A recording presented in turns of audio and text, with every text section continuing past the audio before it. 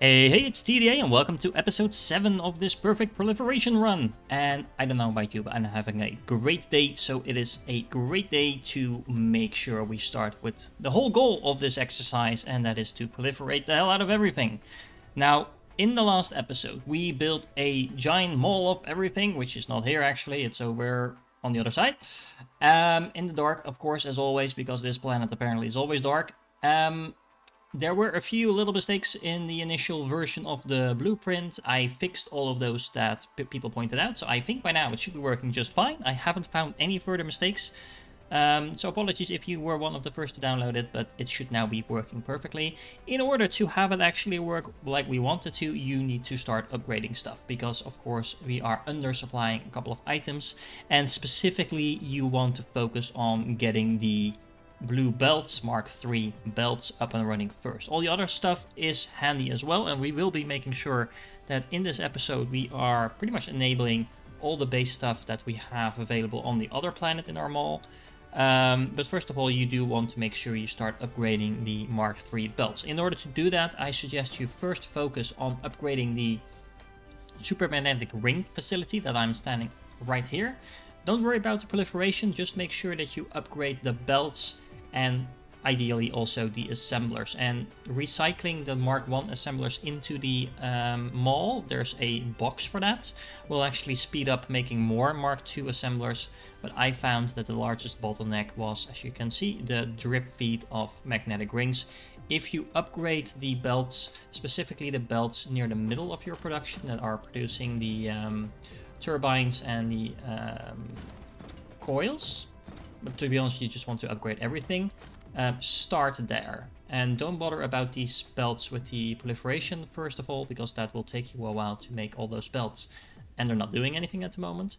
And once you kind of upgraded the magnetic rings, you want to start upgrading the turbines, because those two items are the largest bottleneck in order to get all your belts up and running.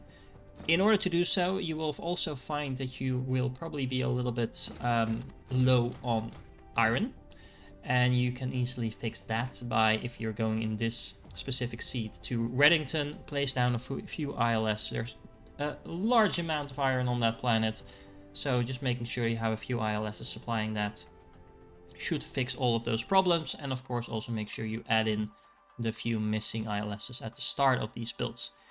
It shouldn't take you too long, and while you're kind of building your miners, you will already have new belts coming in, and once you upgrade these few, you will actually see a pretty good inflow of belts. I'll quickly show you how I do my miners, and then we'll revisit and I'll show you my mall when I actually upgraded these few builds to demonstrate how fast that should be going if you do everything correctly. So let's start with a quick demonstration on how you can easily set up your raw materials supply. Now, I've made a few blueprints for this that I also showed in the previous Let's Play. Basically, it's just two ILSs that are pre-configured in such a way that you can easily set up your distribution of raw materials. So this is an ILS made specifically for any types of ore, warpers included. All you need to do is kind of put in the the vessels and drones if you have any use for those, but I don't on this specific planet, at least I don't think I do. Let's put in some in just to be sure. And then all you need to do is place down the miners, and don't fiddle around too much with this. At least I recommend that you don't, because you are going to be placing down a lot of these, so you might as well keep it quick. Make sure you use Mark III belts if you're gonna connect a lot of miners to the same belt. And then I kind of wrap around like one of the back ones, and you can even make a full square around it and then just connect the other ones to that. And there you go, this is pretty much one done. Of course you do need to hook stuff up to power. Make sure you place the miners first, so you don't have to bother with min-maxing the spacing. And once again, don't overdo it with how quick you are. You can do it the other way around like I'm showing now, if you want, especially if you're kind of in that workflow anyway. You might as well keep going, but you will probably find out that a few of them might not be connected. Something like this. Once again, make sure... Oh, I'm actually out of belts. But you get the point. Just wrap it around and do it something like this. Makes it nice and easy to connect all of them up very quickly. And then you have set up your resources. So let's get on with the builds, but you might need to do this quite a few times because of course our builds are quite raw resource hungry, and there's no way to avoid that in this game. If you want to scale up, you'll need the resources, so make sure you do that. Okay guys, just a quick jump into a place in my own progression when I've actually upgraded the super magnetic rings. It's not proliferated yet, so if we do that, it will be even faster. But as you can see, we have a pretty steady flow of belts coming in now, and that will actually allow us to upgrade everything else and speed up that as well. You might be wondering, hey, TDA, you usually used to say don't use drones too much.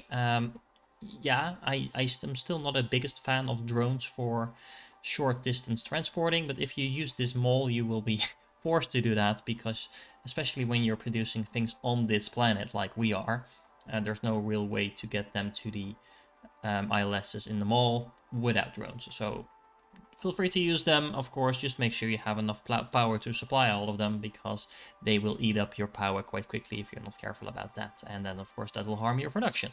Okay, so let's go on and let's start proliferating stuff, shall we? Okay, so proliferation time, and in order to proliferate we are going to need a few things. First of all, we are going to need coal. Well, we've got coal. I set up a few ILSs and we have plenty of coal, so no problem there. Second of all, we are going to need diamonds, and diamonds are made, as you know, from graphite, and graphite is made from coal, so more coal, basically. And then last but not least, and this is probably the bottleneck if you guys are doing this in your own playthrough, we are going to need some nanotubes. And honestly, don't be too scared of this, because as you can see, it only needs one nanotube for every proliferator, and 2 of these Mark II proliferators turn into a Mark III, but you're not actually losing any sprays along the way, because as you can see, 24 turns into 60, so you actually get a little bit of bonus sprays, which compared to going from Mark I to Mark II, as you can see, you go from 12 to 24, and you need 2 of them to go in, so you don't gain any sprays there, but you do gain some when going to Mark III. So all in all, it is not the worst thing in the world to make nanotubes for this, and especially since nanotubes in the end can be made from rare materials, or at the very least you can make the graphene quite easily from fire ice. So all in all, rare resources, specifically fire ice, which is typically easy to come by, not necessarily in your starting system, but definitely after that, it's not going to be the biggest problem in the world to just make a lot of proliferators. Now, how are we going to do that? We are going to make a build that kind of ties into our previous builds, where we made some acid and we made some graphene.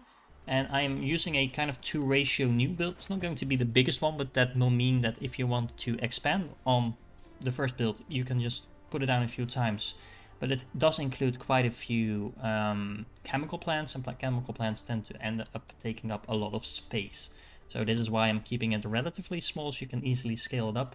And keep in mind, you don't need that many proliferators to proliferate your belts, because even one Mark III proliferator per second, I hate this word, by the way, anyway, even one Mark III proliferator per second will give you 60 sprays and 75 after you proliferate the proliferator, and yes, that is worth it, do the math.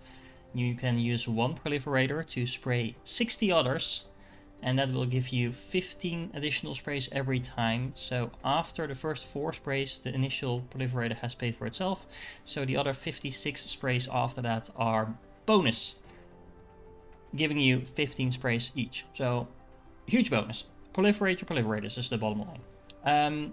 But even one of these per second will give you 60 or 75 sprays, so that is 2.5 belts worth of full production, and most of your belts won't be full belts. So we're going to aim for around 10 per second initially. That will give us about 30 belt, no, not 30, but around 25 belts worth of proliferators, or at least proliferated items. And that's assuming that that's full build. So that's going to cover pretty much all our builds. It will take a little while to actually build all those proliferators, because we have quite a few things going on already. And we will need to scale that up at some point, but at first that should give us plenty of proliferators to start with. Now, look at our little base. It is still there. Yes, we're still on track for that achievement. Okay, so coal fixed. Diamonds next. In order to make diamonds, we are going to place down, let's see, something like 8 of these. And these are going to be graphene. And I'm going to turn off the blinking for you. There we go. And then we are going to have the incoming belt from the middle, because that is how I like my builds. There we go. And then we're going to have the outgoing belt over here. Now I was already in the right one. I'm going to put down one of these just to make it a little bit more neat. Yes, that takes up even more room, so you don't need to do this, but I prefer the looks of it. Something like this. And then this is going to go all the way through, and we are going to need a proliferator over here. Oh, I am almost out. Make sure to get some more. And then we are going to make some diamonds. And in order to make the amount of diamonds that we do need, we are going to need about 12 diamonds per second. And in order to make those, we are going to make 10 of these. There we go. And those are going to be producing the 12 diamonds per second that we need after proliferation, of course. And that means that once again we need to make sure we are proliferating this. Now there's actually a few ways you can go. What I like doing, and I'll show you how, is I'm gonna put down one of those ILSs. Let me make sure I don't put it too far away. I do like to keep a little bit of space because proliferators are very prone to clipping. And depending on where you want to place this on your planet, that might matter. There we go. We are going to have to import coal, of course, and we are going to be exporting diamonds. Where are diamonds? Here. And you can do that in the same place. Now, of course, we also need to get in proliferators, and we are going to get in warpers. So with a simple build like this, you can actually request all the stuff that you want and export all the stuff that you want in the same build. So you can go like input output on each side, but by doing this, this will save you a lot of ILSs, which are horrible in terms of the amount of resources they need, which you probably know by now.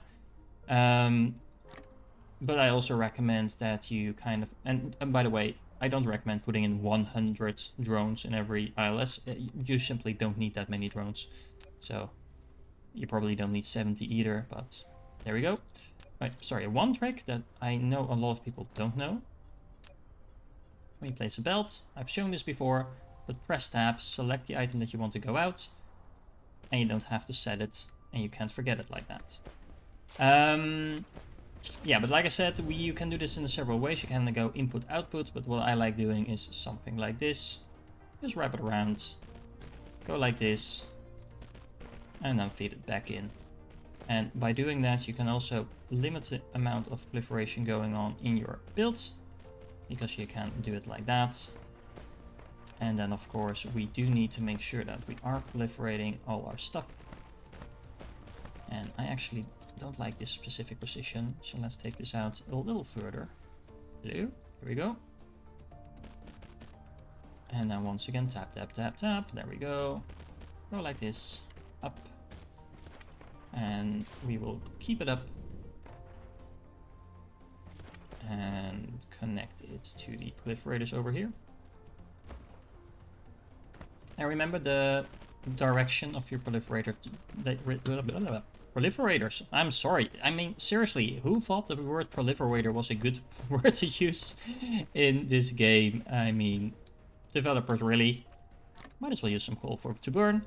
And then last but not least, we are going to do some sorters. No, no, no, I don't want it there. I want it here. Really? Really? My builds are fighting with me. It's a build rebellion, I think. There we go. Smelter rebellion? I don't know. Let's go like this. And similarly, we are going to need some sorters over here. Nice and symmetric. That is how I like my builds. And there we go. This is pretty much done. Of course, we do need to put in some foundations and some power poles, but let's get on with the next build in a second after I put on those power poles and I grab some more energy, because this coal is not going to cut it. Now, that looks much better, doesn't it? Next up, we are going to build some nanotubes, and in order to do that, we are going to first of all need to figure out where we can place the ILS, which will fit right here, but this is on a vault line, so let's not do that.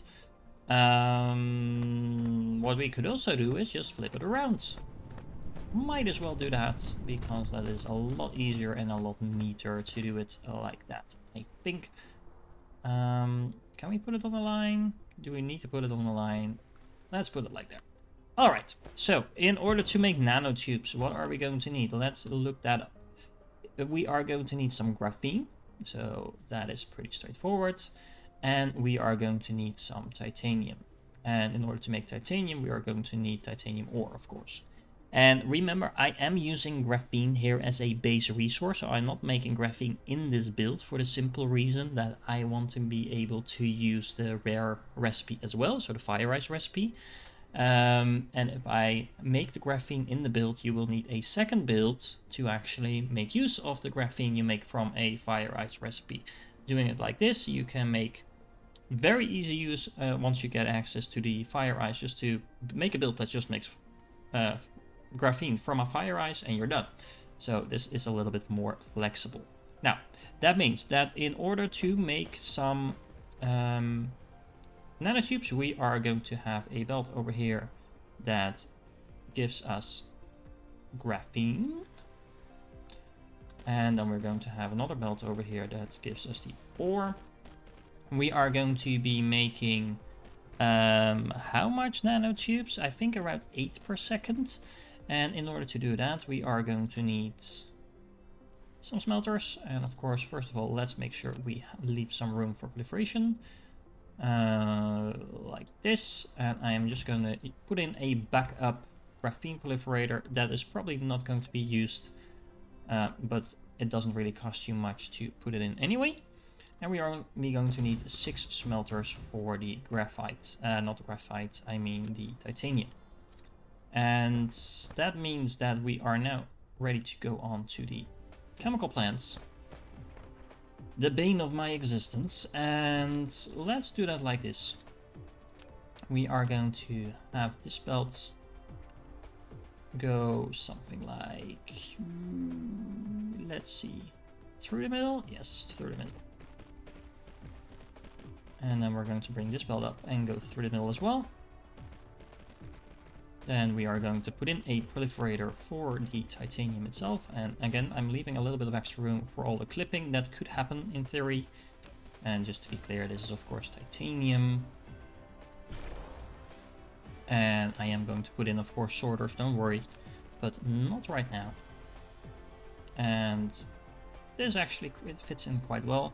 We are going to need 13 of these, so that's going to be 1, 2, 3, 4, 5, 6, 7, and then on this side 1, 2, 3, 4, 5, 6, 7, 6 actually, not 7, and then this doesn't need to be quite this long, so we can remove that, and this is going to be making nanotubes, something like that. Why is this not working? Because chemical plants are being chemical plants. There we go. And then once again, we are going to wrap this around and back into the facility. And then we have a nice little spot where we can start proliferating this stuff. And we'll do that over there.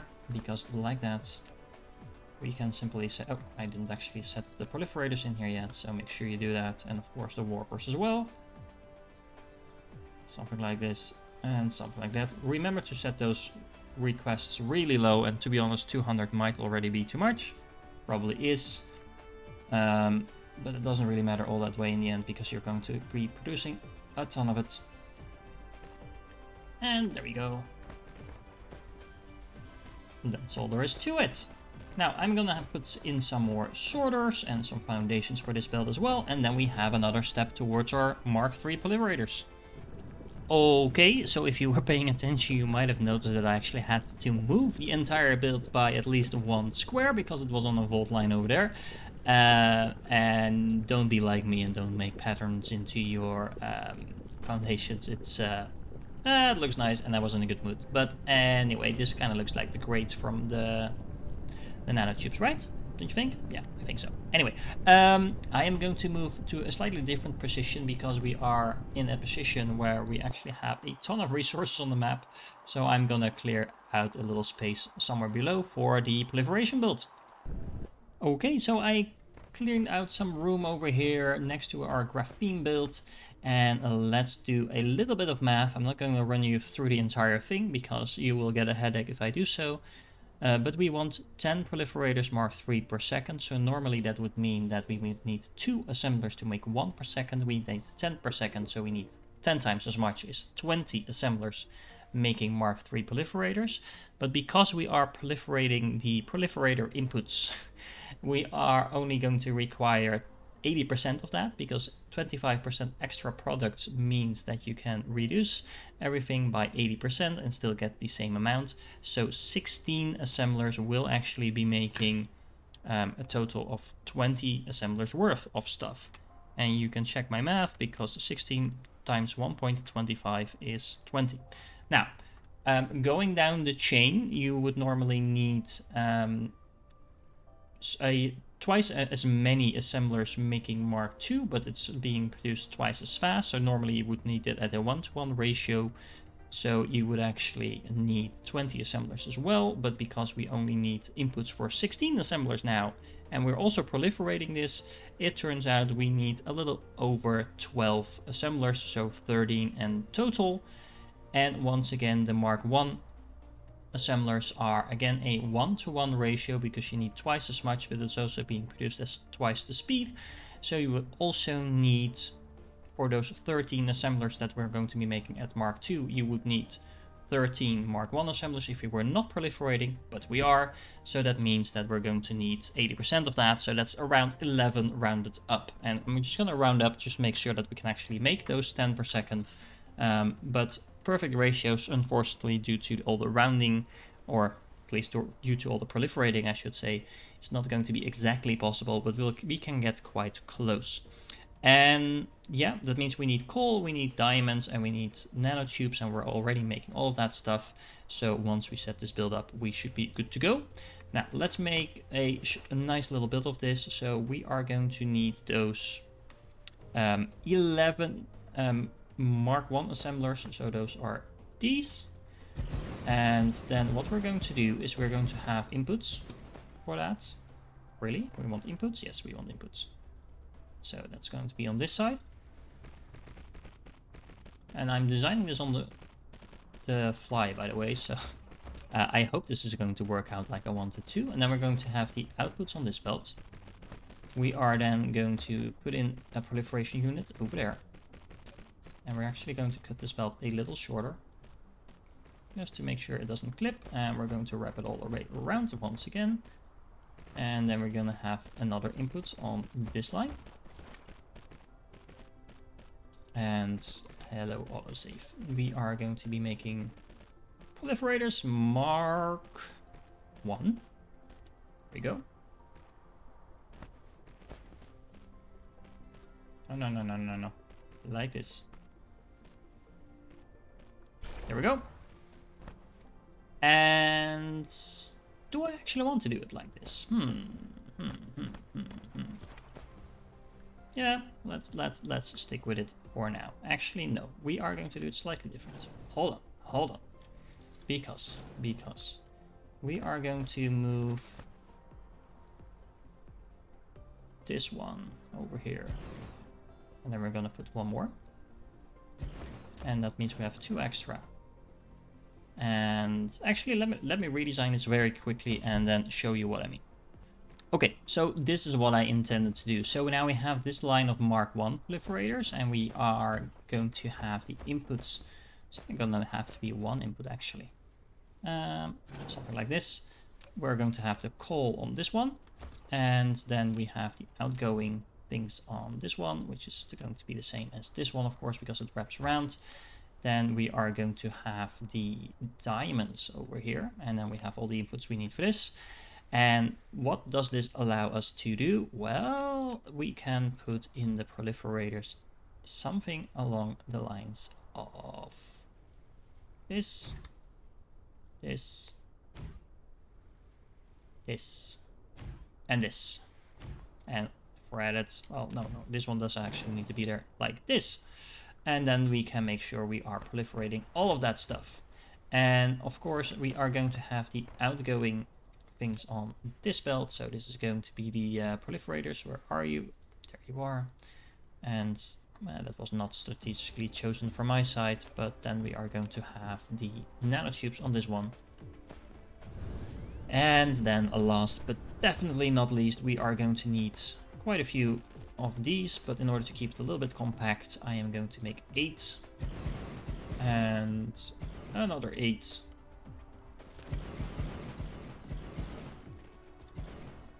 Now there's several ways in which you can do this.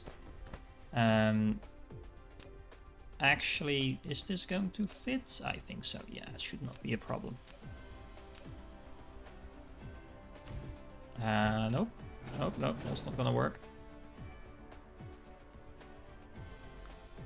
Is this going to work? Outputs, yeah, that should work. Okay, there we go. And then well, you can either move it up like that, or you can just wrap this around. That is completely up to you, as long as you don't do it like this, because that won't actually work.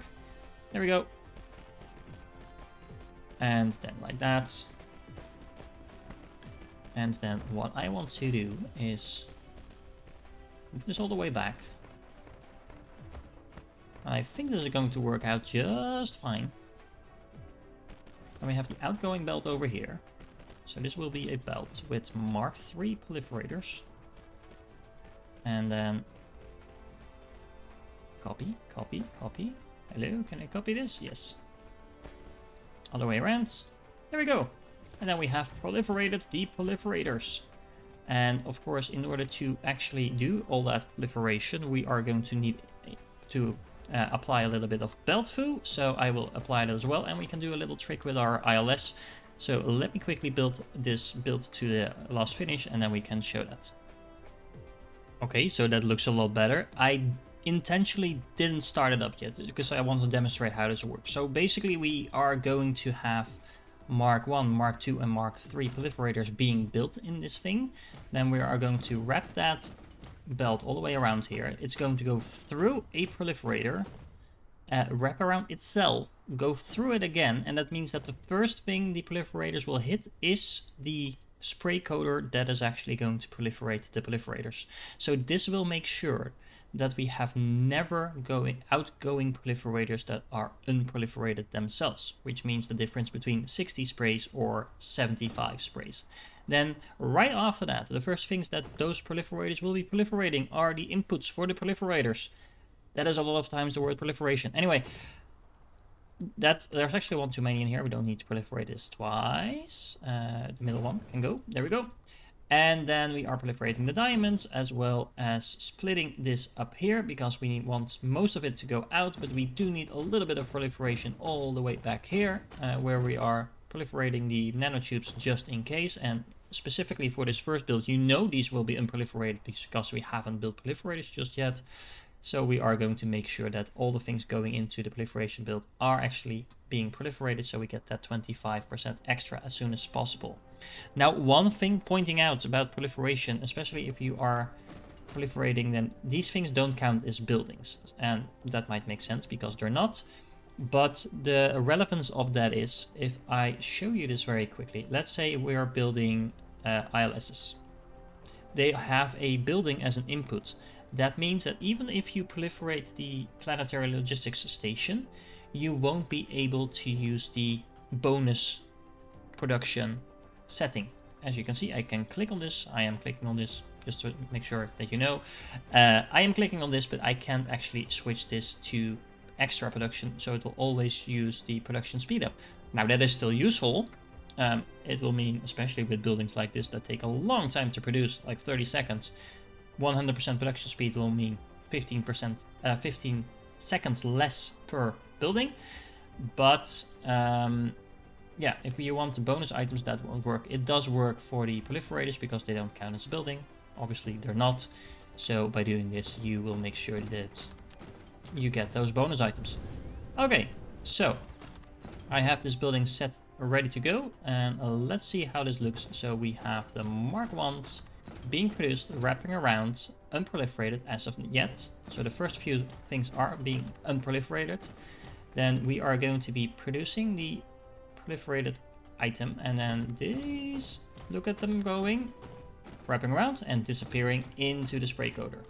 Working completely like intended, so nothing is coming out yet. This is still buffering, but that does mean that, and if you look at this really good, you can see the arrows on this. Everything that is already going through is already proliferated, and now the second few spray coaters are being buffered.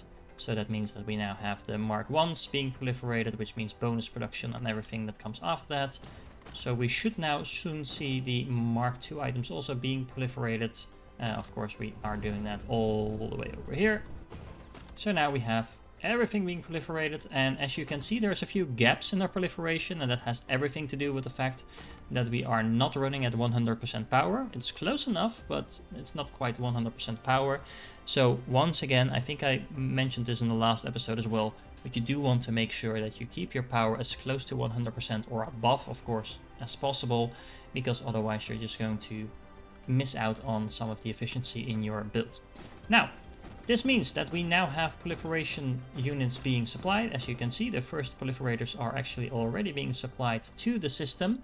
Now, one thing to note is that this actually shows you that these are only being proliferated twice, and that has everything to do with the fact that a few of them are not proliferated, and it kind of averages it out in the stack.